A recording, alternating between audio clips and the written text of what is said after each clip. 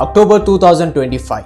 A small town in Madhya Pradesh. A mother gave his son a cough syrup, a brand every pharmacy sells in her town. It's cherry flavor. Government approved. Nothing suspicious, right? 2 days later, he can't pee. 6 days later, his kidney shut down. By the time doctors were figuring out why this happened, 14 children died. Leading a detailed inquiry in this matter. Madhya Pradesh Chief Minister Mohan Yadav has cracked the whip after at least 14 children died in Madhya Pradesh, all victims of a single medicine, cold riff cough syrup. This isn't a horror movie. This is India's pharmaceutical industry.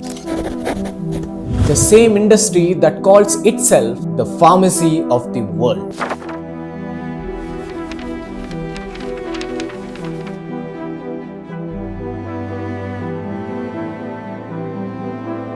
Which supplies 1 in 5 generic pills on earth. And today I am going to show you exactly how it's been getting away from this.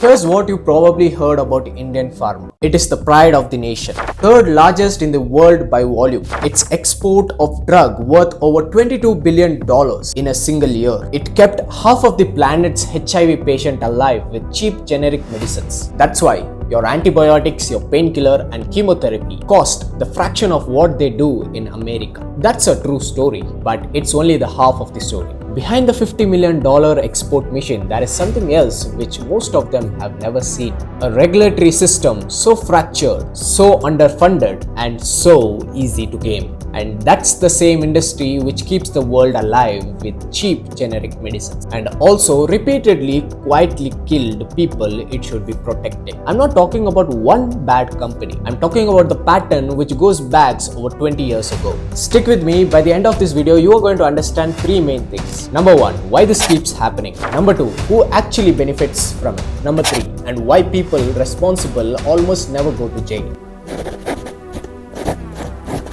Let's go back because this isn't the very first time and it's not even the 5th time. January 2020, Jammu, India. 12 children die. A contamination of a cough syrup which was mixed with diethylene glycol. Let me tell you, diethylene glycol is an industrial chemical used in antifreeze and brake fluid. This chemical is used in automobile industry, not in medicine. And this should be never be anywhere near the children's at all. But yet, Indian pharmaceutical companies have mixed this chemical into medicine. And that's not the end. In October 2022, the WHO issues a global alert for the cough syrups which is made in Indian companies. I'm going to name the companies which WHO has alerted. An Indian company called Pharmaceutical are linked to 66 children's death in Gambia. India's drug regulator has launched a probe after the World Health Organization issued a global alert saying cough syrups manufactured by an Indian company made in pharmaceuticals could be potentially linked to acute kidney injuries and deaths of 66 children in Gambia. WHO in its report. Same poison, same diethylene glycol. Another one. In December 2022, in Uzbekistan, 18 and more children were found dead due to the contamination of same chemical in the cough syrup. And the company is Marion Biotech. 3 separate countries, 3 separate tragedies, 1 recurring chemical, 1 recurring failure. And then in October 2025, Madhya Pradesh, India, the same poison, the same age group, the same silence beforehand. At this point, you can ask yourself uncomfortable question. Who does the same exact fatal mistake 4 times in 5 years across 3 continents? Nobody stopped it. The answer isn't a bad luck, it's structural.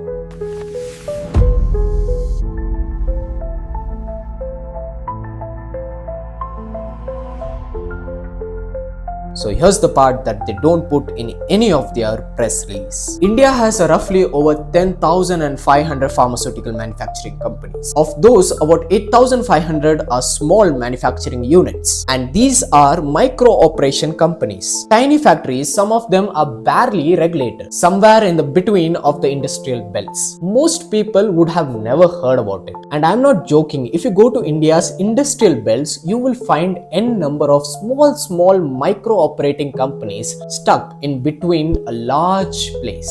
Now, here's the number which will actually scare you. Less than quarter of these small manufacturing companies holds a basic WHO certification. That means the vast majority of these units making your medicines aren't verified to meet even minimum global safety bar. Why? Because there is something called Schedule M. What is Schedule M? Schedule M is nothing but a regulation which says good manufacturing practices, and this is India's version of good manufacturing practices rule. They were supposed to be mandatory, but the deadline for small micro companies got pushed back and pushed back again. As of mid 2025, only around 1,700 small manufacturing units had submitted a plan for its upgrade. What about the rest? They are still operating, still shipping, and still selling. And here's the twist which make genuine systemic failure and not just a corporate greed. Health regulation in India is a state subject, not a federal one. That means these small pharmaceutical companies can quit literally shops around them and choose whichever state has weak enforcement, the friendliest inspector, the lowest tax, bribery, and just set up your shop there. It's called regulatory arbitrage, and it means the company which made the syrup that killed 14 of these children in 2025 was operating without anyone connecting the dots between the state and the central oversight. One former Indian commissioner, a man who spent over 3 decades inside the exact system, put in a 9 words. That should be the tagline of the entire industry. I have no confidence in the medicines in the market right now. That's not an activist talking. That's not a journalist. That was the person whose literal job was to make sure that this didn't happen.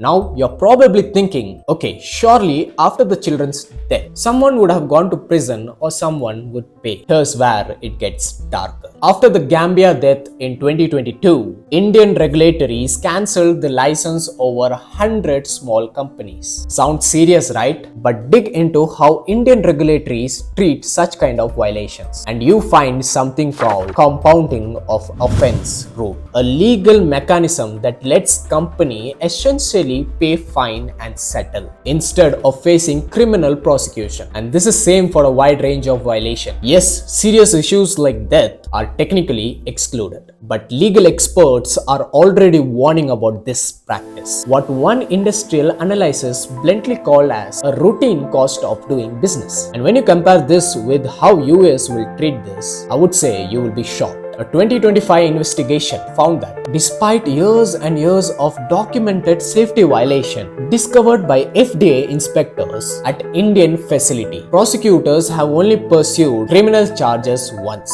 since the infamous Ranbaxy case over a decade. Once, as of now, no dedicated national compensation system for the families whose children died due to the contamination of medicine in India. No fault was found, no guaranteed payout, just years of battle in courts. And that too if the families had the resource to fight against these small companies. So ask yourself, if you are a small manufacturing company owner in India right now, weighing the cost of proper quality control equipments against the cost of fine you might never even have to pay, which one would you choose?